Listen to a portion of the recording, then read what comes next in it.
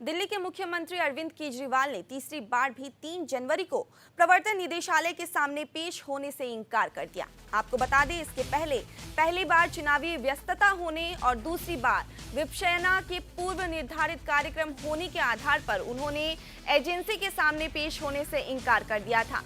उन्होंने अपनी पूछताछ को राजनीति से प्रेरित बताया और इसके औचित्य पर सवाल खड़े किए। लेकिन अब सवाल किया जा रहा है कि केजरीवाल के लगातार 3 बार जांच एजेंसी ईडी के सामने पेश न होने के बाद क्या विकल्प है। जवाब ईडी से अरविंद केजरीवाल जी ने मांगा है। जवाब देने ईडी का अधिकारी नहीं आ रहे।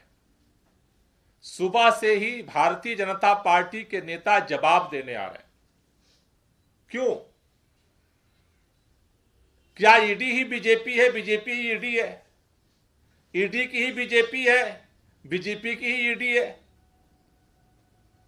ये तो हम जानते हैं कि भारतीय जनता पार्टी के प्रवक्ता होते हैं वो भाजपा की बात रखने के लिए, लेकिन सुबह से ऐसा लग रहा है कि भारतीय जनता पार्टी के सारे प्रवक्ता ईडी के प्रवक्ता बन गए। सुबह से ही भारतीय जनता पार्टी के प्रवक्ता ईडी के गैर कानूनी नोटिस को जस्टिफाई करने के लिए एड़ी से चोटी लगा रहे। बेचैनी भाजपा के अंदर है और भाजपा के नेता क्या कह रहे हैं? अरविंद केजरीवाल ईडी के तीसरे नोटिस से थर थर कांप रहे हैं।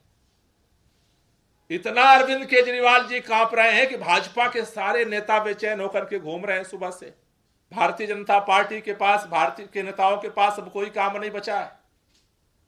सारे भाजपा के नेता सुबह से ही बयान देते घूम रहे हैं, ईडी का बचाव करते घूम रहे हैं।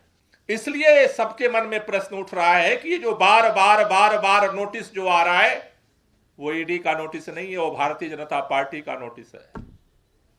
भाजपा के प्रवक्ता एक चीज और कह रहे थे। कह रहे हैं जी अरविंद केजरीवाल ईडी को आदेश दे रहे हैं। ये कौन होते हैं आदेश देने वाले? कह रहे हैं कि सम्मन वापस लो।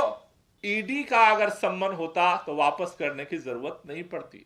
बीजेपी का सम्मन है और भाजपा के सम्मन का जवाब देने के लिए, राजनीति से प्रेरित जवाब देने के लिए सम्मन का हम मजबूर नहीं।